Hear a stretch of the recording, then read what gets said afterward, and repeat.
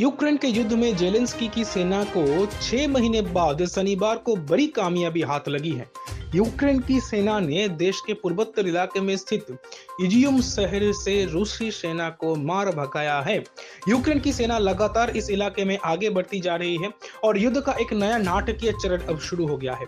इजियम शहर के मेयर बेलोडिये ने कहा कि शहर को आज आजाद कर लिया गया है। इस शहर में अब आपातकालीन सेवाएं काम कर रही हैं ताकि वहां यूक्रेनी लोग फिर से वापस लौट सके।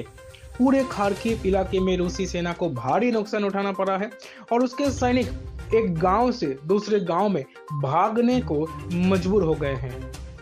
रूस के रक्षा मंत्रालय ने एक दिन पहले ही कहा था कि वो इस इलाके में अपने रक्षात्मक चौकियों पर फिर से सेना को भेज रहा है।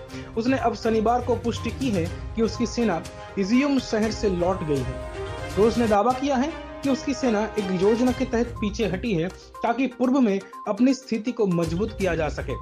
विशेषज्ञों का यह कहना है कि युद्ध के दौरान शहरों पर कब्जा और फिर उसका पतन होना आम बात है और अभी यह स्पष्ट नहीं कि इजियम पर यूक्रेन का नियंत्रण कितना सुरक्षित है। ये भी नहीं पता है कि रूस इस पर दोबारा कब्जा करने के लिए क्या कदम उठा रहे हैं।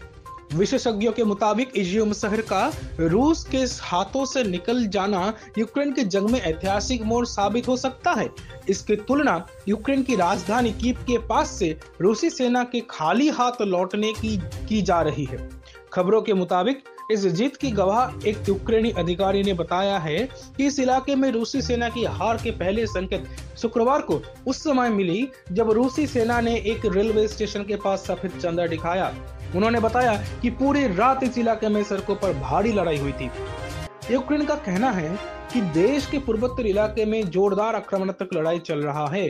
पिछले कुछ दिनों से रूस के अग्रिम पंक्ति के सैनिकों को भारी नुकसान उठाना पड़ रहा है और वे एक गांव से दूसरे गांव की ओर भाग रहे हैं।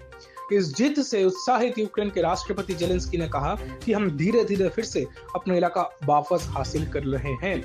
अमेरिका के एक थिंक टैंक ने बताया है, दावा किए है कि खार्किव इलाके में हालिया कार्रवाई में 2500 वर्ग किमी इलाके से रूसी सैनिकों को मार भगाया गया है।